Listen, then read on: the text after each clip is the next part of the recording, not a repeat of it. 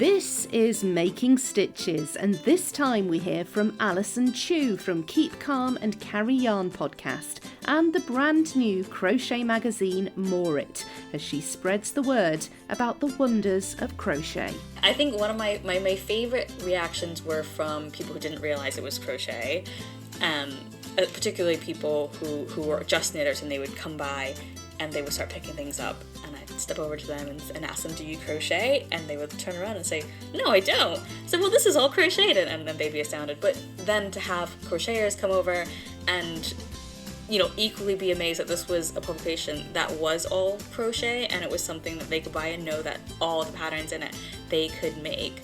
I mean, that getting that reaction was really, really, really lovely as well.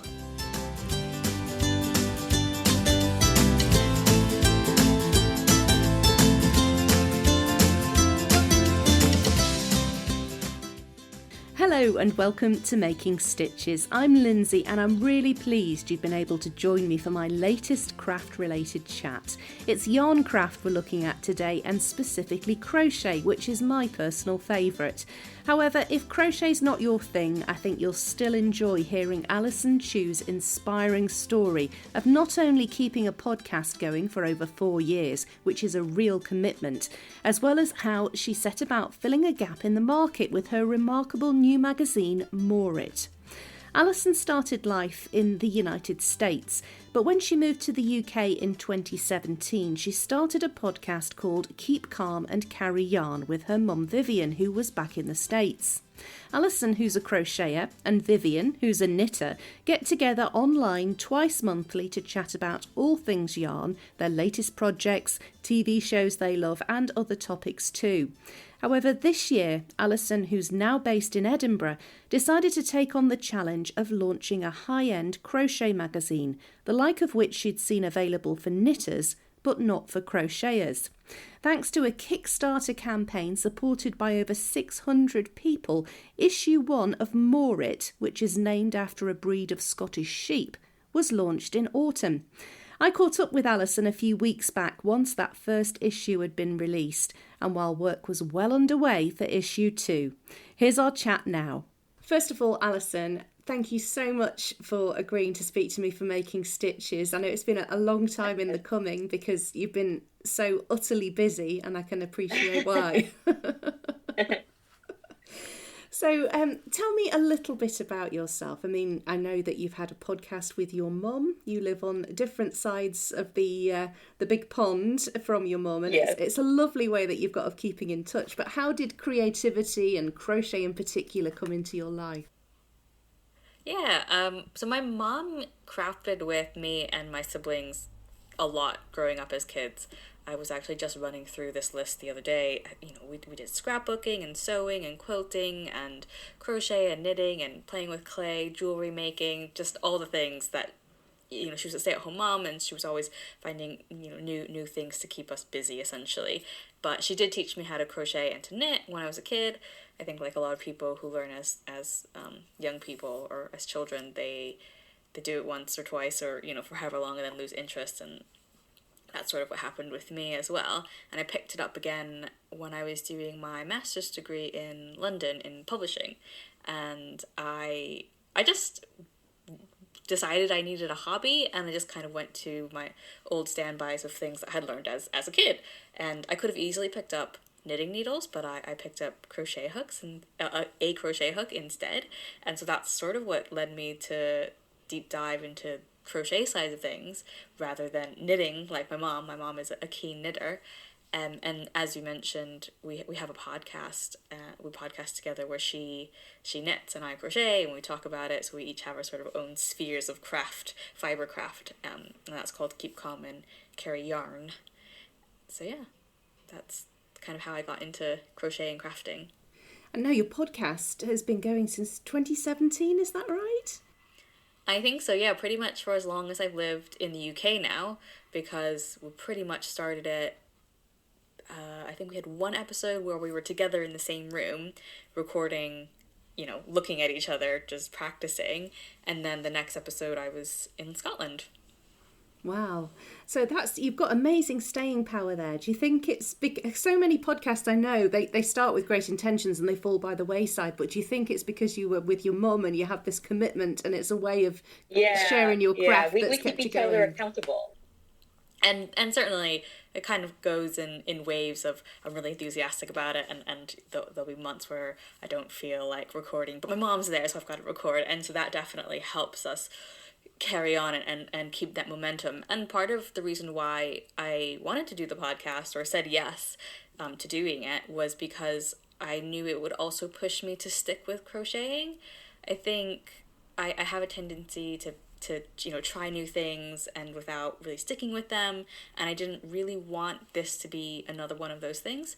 So having this podcast meant that I was beholden to somebody else to keep trying new things and to talk about the things that I was doing, and I think it's worked. Well, I listened back before we spoke to your very first episode. It sounded fine. But yeah, absolutely. But you said in it how you were kind of adamant that you were not going to go down the route of knitting. However, it would appear that in the intervening years that maybe you've been taken over to the dark side, and there's been a little bit of knitting has crept in. a tiny bit. I like such a small minuscule amount. I think we did a project each where she did a crochet project and I did a knitting project. So we did that. And I honestly can't remember what it was that I decided. Oh, it was the pussy hat, I think, was my knitting project. It's very basic. And then I am currently working on a cardigan which has a knitted element on, like a sort of a cowl neck on the cardigan, and I've kind of stalled with that. So I've picked up learned how to knit. I've taught myself now how to do the continental style, but I wouldn't say I've turned to the dark side. Not quite. No offence to any knitters out there, of course, who might be listening, including your mum.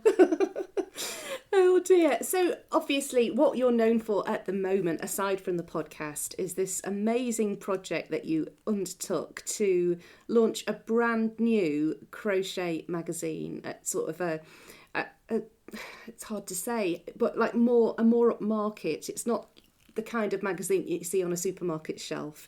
And having held it in my hands and felt the quality of the paper, it's more like a book, really, than a magazine. What brought all that about?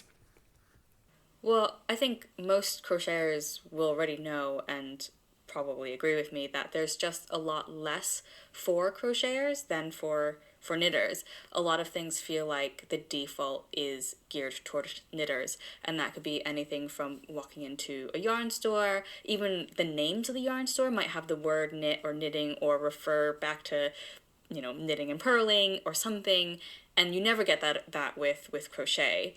And then there's the actual things that are in there. There might be lots of knitting samples, but not so many crochet samples. There's usually more knitting books than crochet books. And I think that is partly just because there is less out there for crochet. And I think that's starting to change. But I have a publishing background. I love to read. I love books. I love physical books. And so one of the first things I would go to in my local yarn store was always the bookshelf.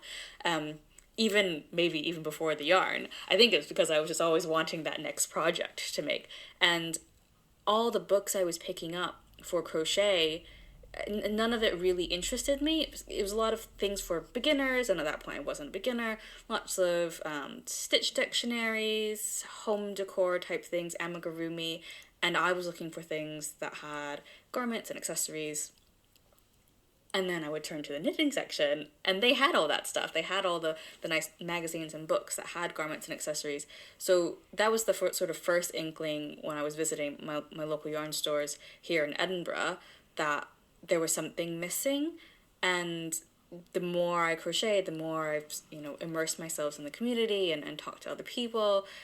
It became clear that I wasn't the only one that felt this, and I have a background in publishing, so eventually I just sort of thought, actually, I could be the person to make the thing that I want to buy, and that's what led me to decide to make Moorit magazine. And of course, it was all started with a Kickstarter, and I believe you had over 600 people contribute towards that to get you going. Did that give you the confidence then to carry on, or did it give you pressure that, you know, all these people have put their faith in me and I've got to follow through?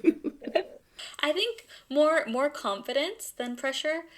As much as I knew that other people wanted this, because I'd spoken to other people and lots of other crochet designers and my friends were really encouraging about it, and having lined up the designers before I even launched the Kickstarter, so I knew that, you know, these designers were invested in the idea of a magazine as well, so it wasn't just me and potential readers or friends. I still set myself that target of, I'm going to print 500 copies. That didn't seem like, you know, an undoable amount. It seemed like a reasonable amount to be able to fund.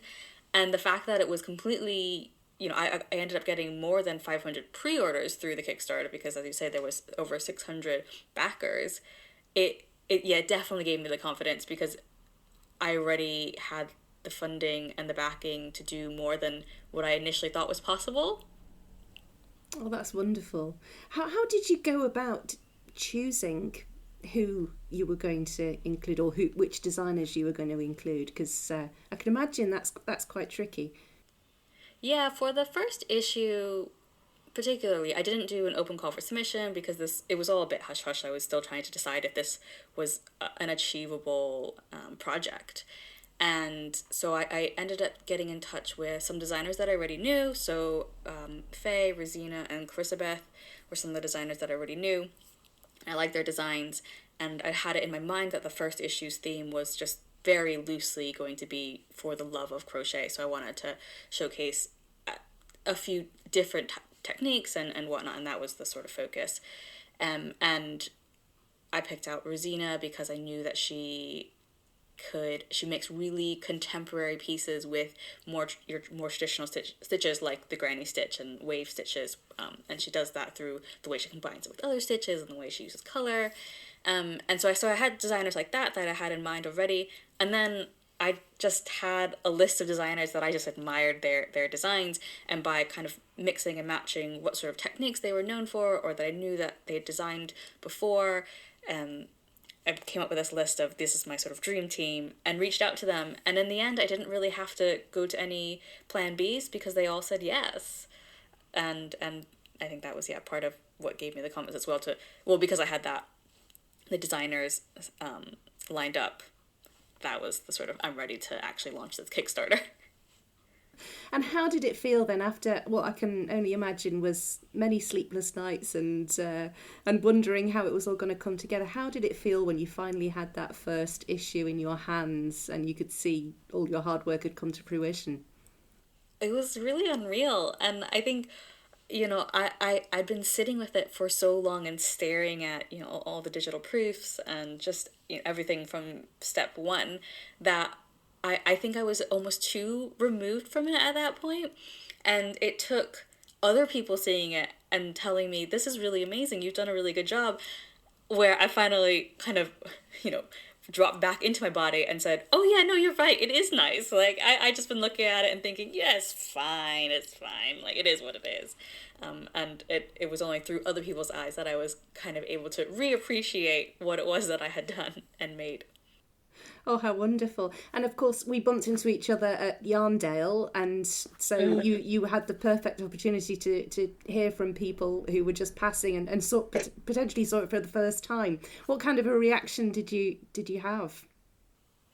I think one of my favorite reactions were from people who didn't realize it was crochet, particularly people who were just knitters, and they would come by and they would start picking things up, and I'd step over to them and ask them, do you crochet? And they would turn around and say, no, I don't. So, well, this is all crocheted, and then they'd be astounded. But then to have crocheters come over and, you know, equally be amazed that this was a publication that was all crochet, and it was something that they could buy and know that all the patterns in it they could make. I mean, that getting that reaction was really, really, really lovely as well. I think there was a lot of surprise, particularly from people who hadn't heard of the magazine before, and it was nice to be able to surprise them in a good way. Absolutely. Well, I mean, it's so completely unlike any other crochet magazine. It really is. It's beautiful. And I love mine. I can imagine it living on my bookshelf for a very long time to come, whereas other magazines will come and go, I'm sure. So, Thank you. you're welcome. So I believe that work is already well underway for issue 2. Indeed, I have a box of issue 2 samples under the desk at the moment. They're all in, and yeah, they're about to be tech edited. I've got a photo shoot coming up in the coming weeks, so it's definitely well underway. And not just that, at the moment, time of recording, the call for submission period is open for issue 3, so things are really ticking along for the next few issues. Oh, that's fabulous. So it's every 6 months, is that right? The issues are published? Yeah, twice a year. Wonderful. Oh, that's great. So can you let any secrets out as to the kind of things we might expect to see in the future, or is it going to be along the same lines as what we've already had? I hope, generally along the same lines, that same sort of quality, that same sort of beautiful crochet garments and accessories. So I started with the autumn-winter issue because I thought, as a crochet publication, autumn-winter is the perfect time because that's when you're making all your warm woolies. So this next issue will be spring-summer, so you'll see more fibers like cotton and bamboo, a bit of silk, and that will probably remain consistent, that sort of seasonality of autumn, winter, spring, summer. But the climate of Scotland and the UK in general will sort of dictate the kinds of spring, summer garments. And I think most knitting magazines, because knitting and crochet in general is creating a certain weight of fabric, you're not necessarily seeing true spring, summer, I'm going on a holiday clothing, and that will be the same case for Moorit, despite the fact that I think when it comes to spring or summer garments, crochet can be more useful for summer garments, like your bikinis and your beach cover-ups, but you won't see that in Moorit because you just don't really have need for that in Scotland. Having had very many childhood holidays in Scotland, I can absolutely agree with that. Yeah, I think the autumn-winter collection wouldn't be amiss in August on the coast of Scotland, that's for sure. Yeah. So amongst all your magazine things and podcasting, do you find you have very much time left to actually crochet for pleasure? Yeah, there's definitely a lot less time, and I guess, again, having the podcast means I'm beholden to somebody, and there's some nights where we're recording the next day and I think to myself, oh gosh, I better do something.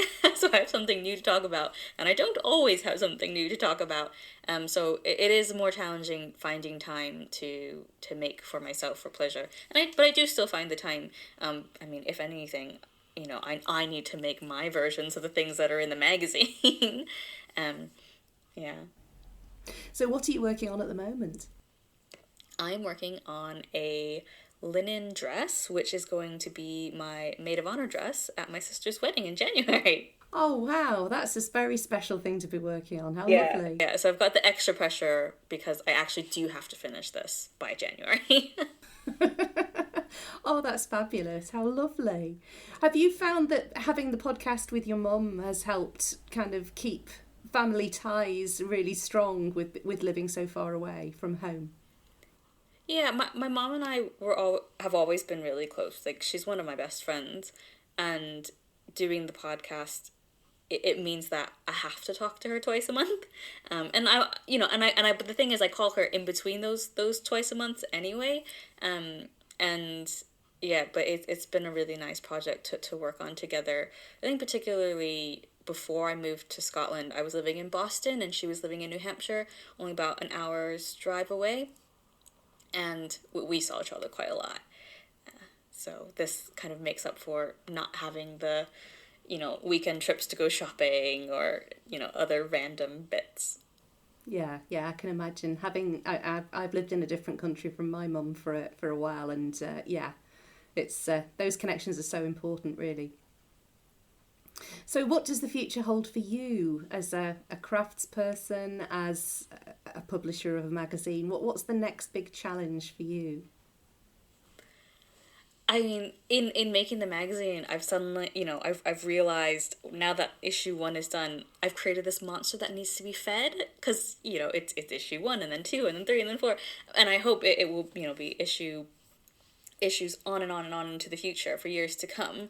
So definitely that will still be my baby, and I'm hoping it will grow enough that I can get some help, because at the moment it is just me, and I find there's the obvious things that I need to do to make the magazine, looking through patterns, doing the layout. I do the layout myself, but then things that I didn't think about before actually doing it, all the customer service and the processing orders and taking it to the post office, all that stuff takes up a lot of time, and it would be nice to have some help.